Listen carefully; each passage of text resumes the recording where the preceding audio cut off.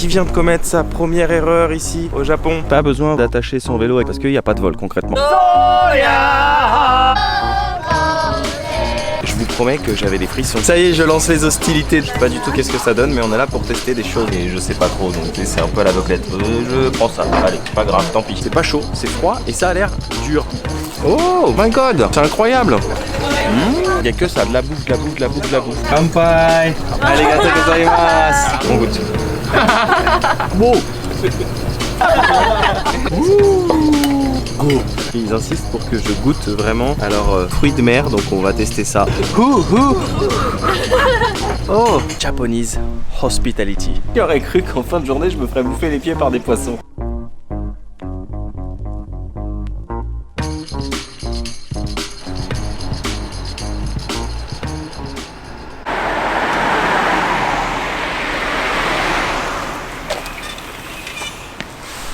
Et konnichiwa les amis, j'espère que vous allez bien. Nouvelle journée, nouvelle aventure, nouveau vlog.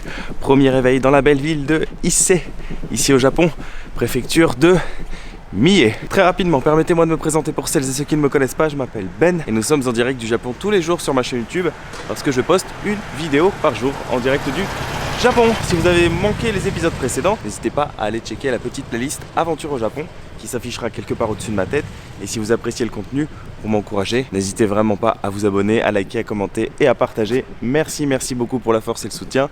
Et pour suivre mes aventures en live comme si vous y étiez toujours bien avant mes vidéos YouTube, ça se passe sur mon compte Instagram, Ben & Co. Je vous invite vraiment à me rejoindre dessus, parce que je poste plein de contenu qui vient compléter et enrichir le contenu YouTube. Aujourd'hui, j'ai loué une bicyclette ici à mon auberge pour la modique somme de 550 yens et on va aller visiter le grand sanctuaire d'Ise qui se situe à environ 1 heure à pied, mais en vélo on devrait mettre normalement 2 fois moins de temps et ça risque d'être très agréable parce qu'en plus il fait très beau. Mais avant ça d'abord un petit café. Oui, un petit café parce que là j'ai besoin de me réveiller. On est parti, let's go.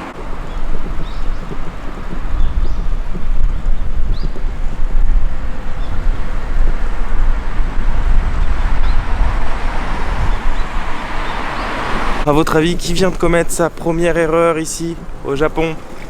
C'est moi. Réflexe de français, j'ai zappé le temps d'un instant que en fait les Japonais conduisent à gauche. Donc c'est-à-dire qu'ils ont le volant à droite comme les Anglais et ils conduisent à gauche.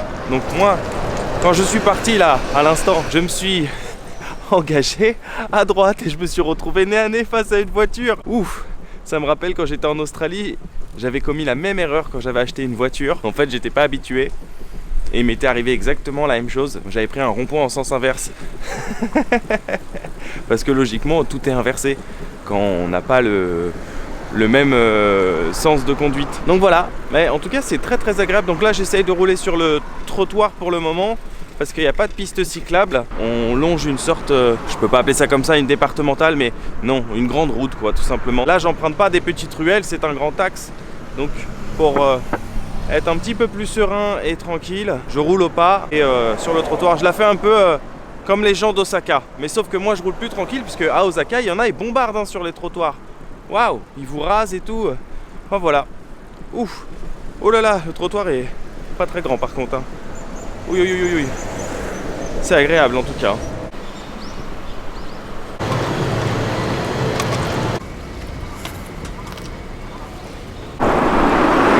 Alors j'ai peut-être choisi l'itinéraire le plus rapide pour se rendre au sanctuaire. Mais ce qui est sûr, c'est que c'est pas le plus joli, on va pas se le cacher. Hein. Parce que longer cette route, c'est pas forcément hyper agréable. En plus les trottoirs sont hyper petits. J'aurais dû essayer de checker pour... passer par des petites ruelles, etc. Ça aurait été certainement plus sympa. C'est ce que je ferais certainement même par la suite. Oh. Ouais. Oh, pas maintenant, pas comme ça, Ben. Oh, après tout ce qu'on a fait. Pas toi Zinedine.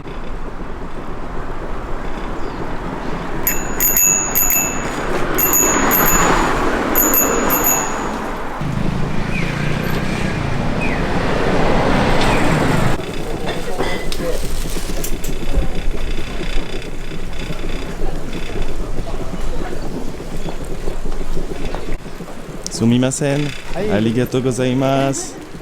Et voilà, bien arrivé au pied du sanctuaire Ise Jingu. Donc c'est là où je vais laisser mon vélo. Et regardez, ici au Japon, c'est safe. Pas besoin voilà, d'attacher son vélo avec un gros cadenas ou quoi que ce soit. Il y a juste une micro-protection histoire d'eux. Puis après, vous pouvez le laisser voilà, tranquille. Il ne se passera rien parce qu'il n'y a pas de vol concrètement au Japon. Même des fois, ça m'est arrivé de voir des vélos qui n'étaient pas attachés. Vous voyez, même celui-là, hein, il a juste qu'un tout petit cadenas. Hein. Voilà. C'est juste de dire histoire d'eux. Je l'ai attaché. C'est tout fin quoi. Mais concrètement, il n'y a aucun souci. En tout cas, c'est très joli, regardez. Je viens de débarquer là. Le bord d'une rivière. Franchement, c'est hyper mignon. Alors, je suis passé par la fameuse ruelle commerçante Okage Yokosho, qui est située en parallèle de là où je suis. Et puis, voilà, on va passer par la rue commerçante. On va aller voir un petit peu qu'est-ce que ça donne. Et puis ensuite, petite visite du sanctuaire. En tout cas, c'est très beau et il fait beau et ça rend l'expérience encore plus agréable. Elle est super mignonne cette rue commerçante. Hein. Il y a plein de restaurants, street food, artisanat de part et d'autre, des maisons traditionnelles. Regardez comment c'est joli. Ah, il y a de quoi faire. Hein. La nourriture, en veux-tu, en voilà. Bon, je sais clairement où je vais venir me régaler tout à l'heure. Hein. Oh, konnichiwa, c'est trop mignon. Avec ces trois chiens dans la poussette. Oh.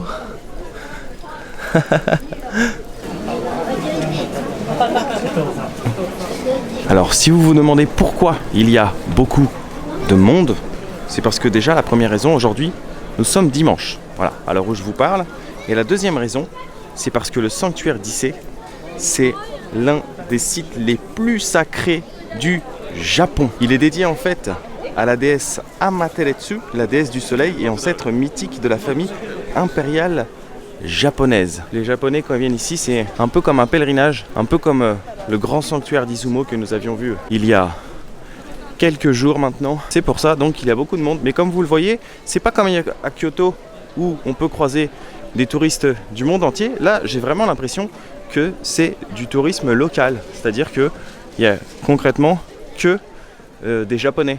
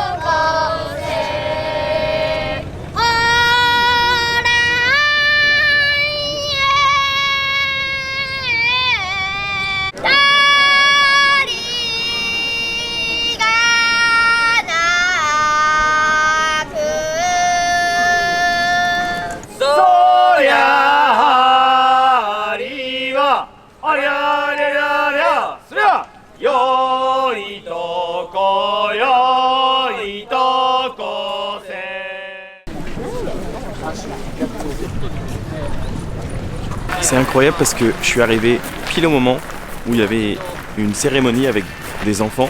Alors, je sais pas du tout ce qu'ils racontaient ni ce qu'ils vénèrent, mais je vous promets que j'avais des frissons. Parce que c'est clairement ce Japon que je suis venu chercher dans ce voyage. Voilà, c'est ce Japon traditionnel et authentique, être entouré voilà, de Japonais dans les traditions et les coutumes locales. Alors je connais très peu, voire on va pas se le cacher, pas grand chose du shintoïsme, mais j'en apprends un petit peu tous les jours. Alors comme je vous l'ai déjà expliqué dans les épisodes précédents, pour les shintoïstes, avant d'accéder dans un sanctuaire, il faut se purifier. La première purification se fait dès l'entrée du sanctuaire, lorsqu'on passe le fameux tori, donc la porte du sanctuaire, l'entrée du sanctuaire. Et la deuxième se fait ici, lorsqu'on vient se laver les mains et se rincer la bouche.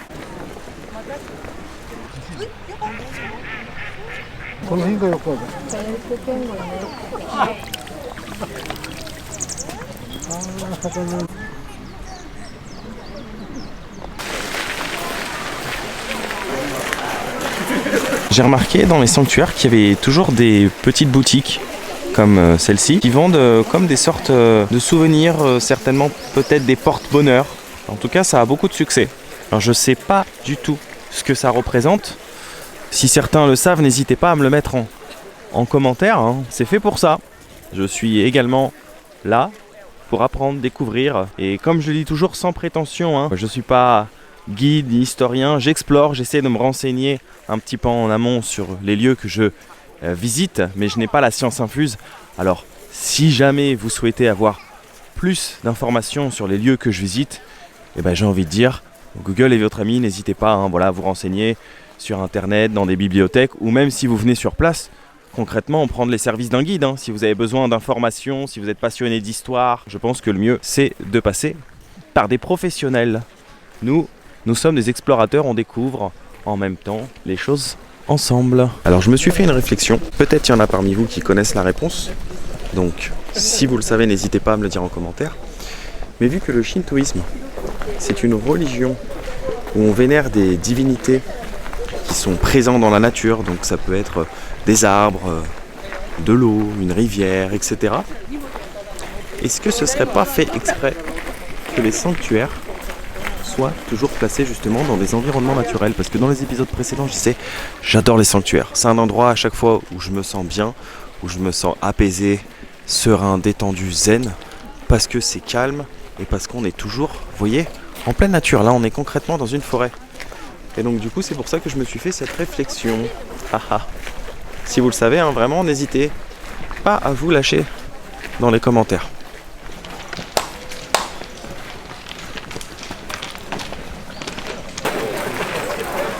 Derrière moi, c'est l'édifice principal du grand sanctuaire d'Issé, sauf que malheureusement, c'est interdit de filmer à l'intérieur. Donc c'est pour ça que vous ne verrez pas d'image, mais moi, j'ai pu assister hors caméra à un rituel, parce qu'il y a une délégation qui est venue, et ils ont eu le droit carrément de rentrer à l'intérieur, en fait, là où nous, on n'a pas le droit d'entrer. Ils ont reçu comme une sorte, en fait, de rituel de la part des prêtres qui sont à l'intérieur du sanctuaire. C'était vraiment agréable à regarder pour voir un petit peu, apprendre, découvrir, etc. C'est ça le voyage.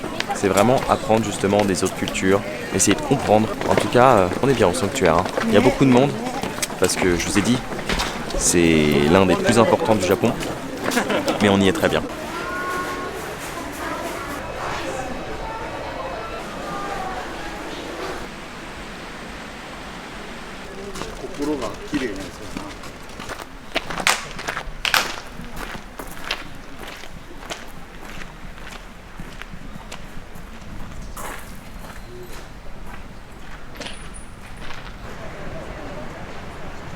Alors si vous êtes curieux comme moi et vous vous dites mais pourquoi les japonais shintoïstes, lorsqu'ils approchent une divinité, ils mettent une pièce et ils tapent des mains?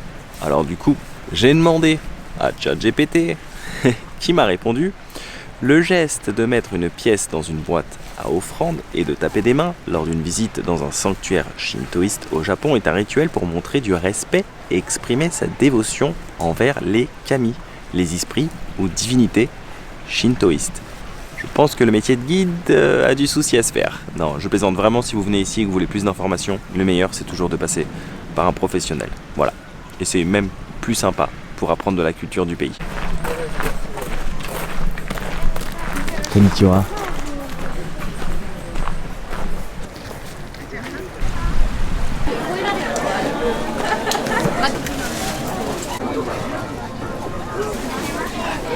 Ça y est, je lance les hostilités de retour à Okajio-Kosho, la fameuse grande rue commerçante située à quelques pas du grand sanctuaire d'Issé. Et là, je me suis pris une brochette de fromage. Ça coûte 350 yens. Arigato gozaimasu. Je sais pas du tout qu'est-ce que ça donne, mais on est là pour tester des choses. Alors ici, de la bouffe, en veux-tu, en voilà. Ouh, c'est chaud.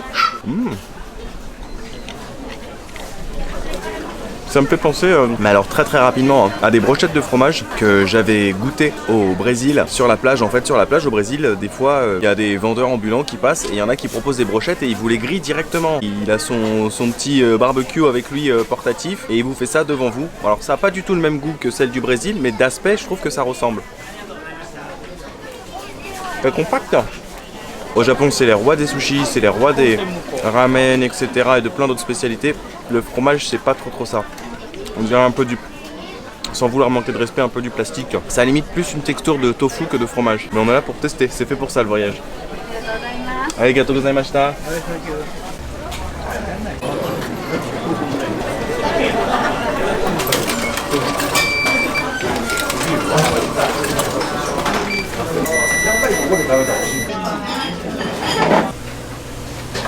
Il y a tellement de choix dans ces trucs que ça devient limite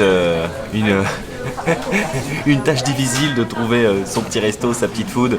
Et j'ai envie de dire, que serait Issei sans ces fameuses udon que je vous ai déjà montré dans l'épisode d'hier. Donc ces grosses nouilles traditionnelles japonaises. Je suis passé devant un restaurant qui en faisait, ça m'a donné envie, j'adore ça. En plus j'ai besoin d'énergie là parce qu'on va reprendre le vélo dans pas longtemps. Et là je suis dans un petit resto. Voilà, et ce qui est très drôle en fait ici au Japon, c'est que pour garder un peu d'intimité, tu vois, on te met une petite séparation avec les autres personnes et tu peux commander directement sur une borne dans les restos où il n'y a pas de serveur en fait. Donc tu mets ta petite pièce, ton billet et ensuite tu sélectionnes ton choix. Heureusement qu'il y a quand même une dame qui était là pour m'épauler. Parce que sinon c'était un petit peu un choix à l'aveuglette, hein. Vu que tout est écrit en japonais, j'aurais fait allez, c'est pas grave, je prends ça, bim, tant pis. Donc ça coûte 550 yens, ce qui fait à peu près 3,50 €. Et on a donc ce beau bol de udon bien garni de sauce.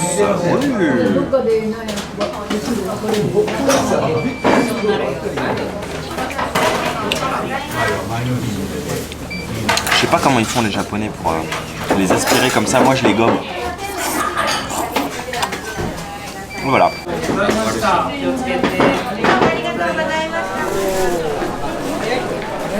Le Japon en décembre, c'est clairement sous-coté. Hein. Je sais pas si vous vous rendez compte. On est mi-décembre, je suis en t-shirt. C'est un truc de ouf. Franchement, c'est hyper agréable. Hein. Elle est super cette rue en tout cas, j'aime beaucoup. Est-ce que ça vous arrive, vous aussi, en voyage, de voir des fois des street food, des plats typiques et de vous dire tiens, ça me donne envie. Mais si j'essayais, bah moi ça m'arrive tout le temps. Donc là, je suis tombé sur quelque chose qui ressemble d'aspect à des frites, mais ça n'en est pas. Ça s'appelle anipoté. C'est de la pomme de terre avec comme du miel par-dessus. C'est froid, c'est pas chaud, c'est froid et ça a l'air dur, vous voyez. C'est pas soft hein, comme une frite. Soyons fous et testons ça. Ah oui, d'accord, ok. C'est vraiment tout dur. Oh, oh my god, c'est incroyable. J'ai jamais vu ça de ma vie. C'est trop bon. Il y a comme de la crème à l'intérieur, comme de la glace. C'est froid. Ah mais c'est trop bon. En fait, tout autour, c'est un peu caramélisé. Alors ça coûte 550 yens. Hein. Il n'y en a pas des masses hein, non plus. Après, voilà, on est dans une ruelle touristique, etc.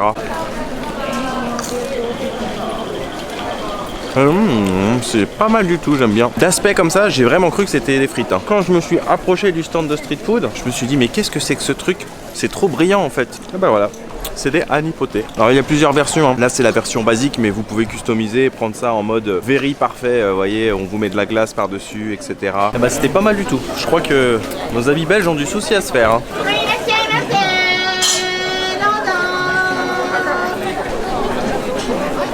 Arigatou gozaimasu.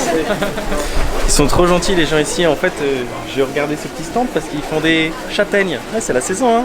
Je regardais comme ça par curiosité. Et il y a la dame derrière qui est propriétaire de deux chiens voilà, que je caressais, etc. Qui m'en a en fait tendu une, tout simplement, pour que je goûte. Mais trop gentil quoi. Arigatou gozaimasu. Vraiment gentil. Elles sont grosses hein. Très bonne. Sont consistantes hein.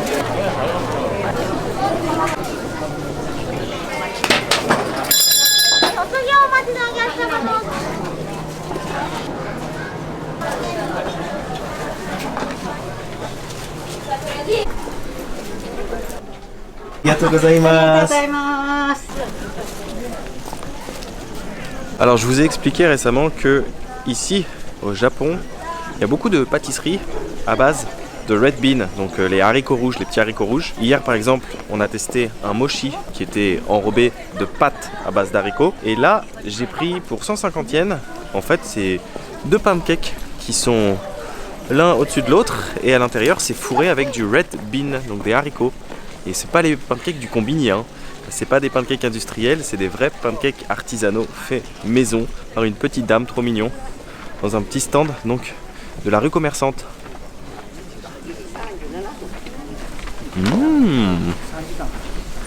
Pas mal, hein. Ils sont bien moelleux, hein. Eh, franchement, de la bouffe ici, mais en veux-tu, en voilà quoi. Il n'y a que ça, de la bouffe, de la bouffe, de la bouffe, de la bouffe. Kanpai! Arigato gozaimasu! Arigato gozaimasu! Ils sont trop gentils ces japonais, vraiment, hein. J'ai recroisé la gentille famille là tout à l'heure qui m'ont offert une petite châtaigne. Et ils m'ont invité à me poser avec eux. J'étais gêné. Ils disaient, tu veux goûter là une moule spéciale? C'est voilà, c'est une spécialité d'ici. Ils font des sortes de moules grillées. J'étais gêné, je disais non, non, enfin voilà, je n'osais pas trop. Ils m'ont dit mais si, viens. Et ils m'ont carrément offert voilà une bière. Trop gentil quoi. Arigato gozaimasu. Attendez, faut que je dise une phrase en japonais. Merci pour votre hospitalité. Anata no omotenashi o arigo gozaitemashita. You're welcome.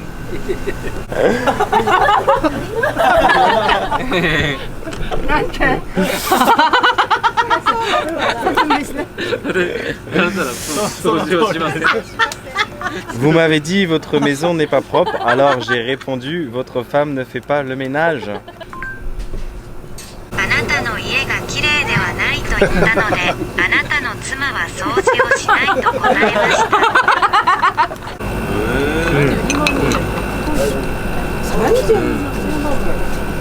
Oh. Bon alors je savais pas du tout ce que c'était, c'est pas des moules, hein. Je me suis trompé. Mais à culpa, en fait c'est des huîtres.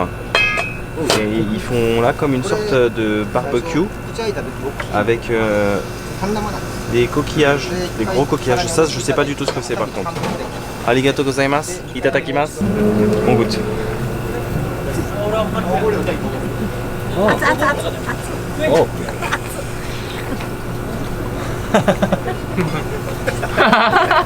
Wow. Good. C'est salé, hein. Very salty. Salty?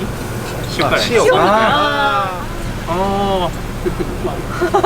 Good, but very salty. Yes, maintenant bien. Allez, hop, kanpai. C'est spécial. C'est des huîtres.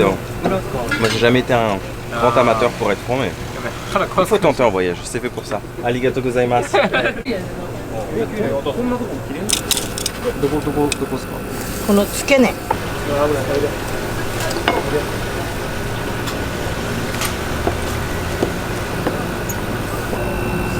Good. Go. I love sauce.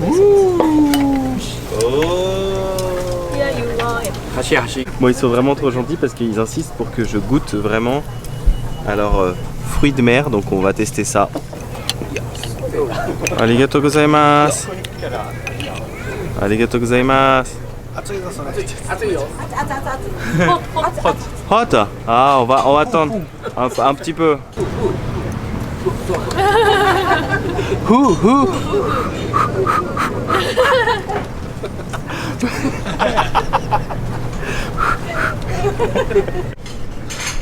Oh. Oh. Wow. Wow, c'est du chewing-gum.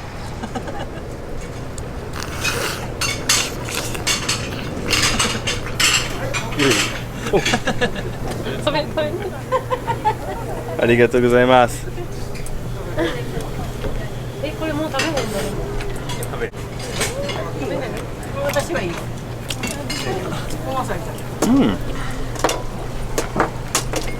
C'est costaud, hein. Arigato gozaimasu. Bon, de base, je voulais me prendre une petite glace au matcha pour terminer sur une petite note sucrée et puis faire passer un petit peu le goût du sel là, des huîtres. Mais il y avait beaucoup trop de monde, hein. Je pense que clairement, il y avait au moins 40 minutes de queue. C'est pire qu'à Disneyland. Et oui, ici, je vous ai dit, hein, la food, en veux-tu, en voilà. Donc je me suis rabattu sur ceci qui est en train de couler, donc je vais vite le déguster. Je ne sais pas du tout qu'est-ce que c'est. On dirait voilà une sorte d'île flottante, un peu mes versions glace. Et ça coûte 480 yens. Et je suis venu le déguster là, comme ça, face au lac. Si ça c'est pas magnifique, franchement. Oui, c'est de la glace à la vanille sur le dessus, mais en dessous, je sais pas du tout ce que c'est. On dirait un hostie. On dirait comme un flan, c'est-à-dire c'est compact en dessous. Ça ressemble un petit peu à un flan glacé, quoi, si je peux appeler ça comme ça. Ouais, c'est pas mal. Ouais, avec une sorte de coulis de caramel. J'ai passé un super moment avec cette gentille famille, hein. J'osais vraiment pas au début les déranger parce que voilà, je voyais qu'ils passaient un petit moment tranquille. Mais c'est eux qui ont insisté pour m'inviter, puis pour que je goûte un petit peu là tous leurs petits plats de la mer. Et à la fin, en fait, quand je suis parti, je les ai remerciés plusieurs fois. Et ils m'ont répondu omotenashi. Donc moi je leur ai dit omotenashi, mais qu'est-ce que ça veut dire? Et là, l'un des jeunes hommes m'a répondu Japanese Hospitality. Donc vraiment trop gentil. En fait, les Japonais, si vous voulez, ce sont des personnes très calmes, très discrètes et très respectueuses. Grosso modo, ils viendront pas vous déranger, etc. Mais par contre, si vous faites l'effort d'aller vers eux, vous vous intéressez à eux, etc. Comme là, j'étais en train de caresser leur chien, puis après on discutait, ils vous renverront l'ascenseur. C'est-à-dire qu'ils vont aussi s'intéresser à leur tour, etc. Ils vont être curieux, ils vont vous poser plein de questions. Puis vous voyez, après voilà, on se fait inviter. Tiens, tu veux goûter ça? Tiens, une châtaigne. Tiens, tu veux goûter les fruits de mer? Voilà. Et bah maintenant, moi, je reprends le vélo. J'ai une bonne petite route là qui m'attend. Parce qu'on va aller visiter un autre sanctuaire proche de la mer.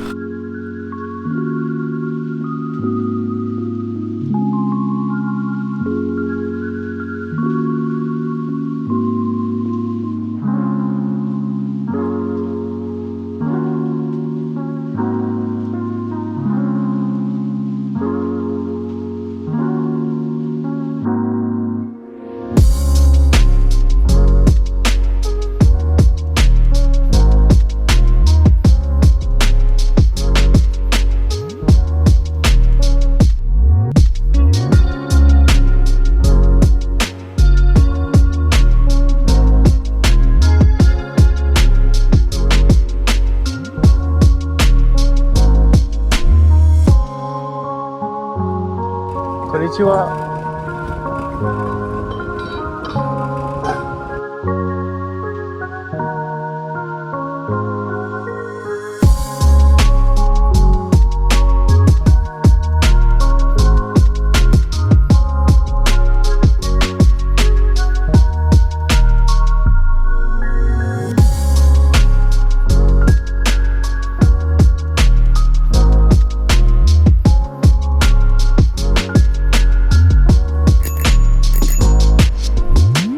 Arigatou gozaimasu. Konnichiwa.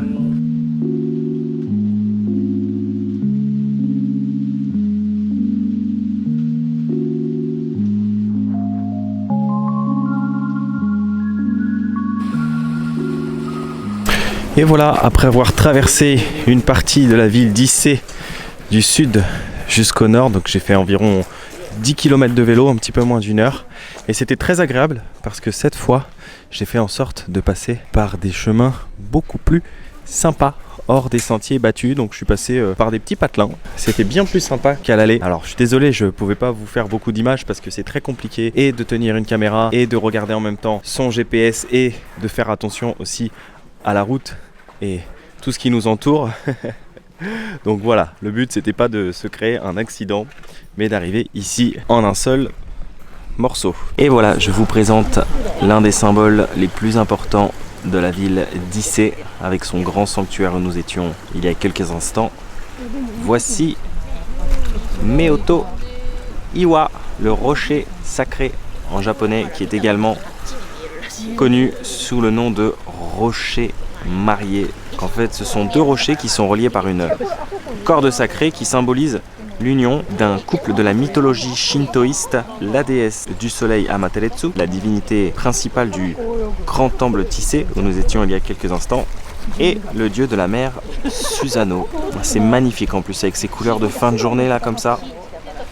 C'est somptueux.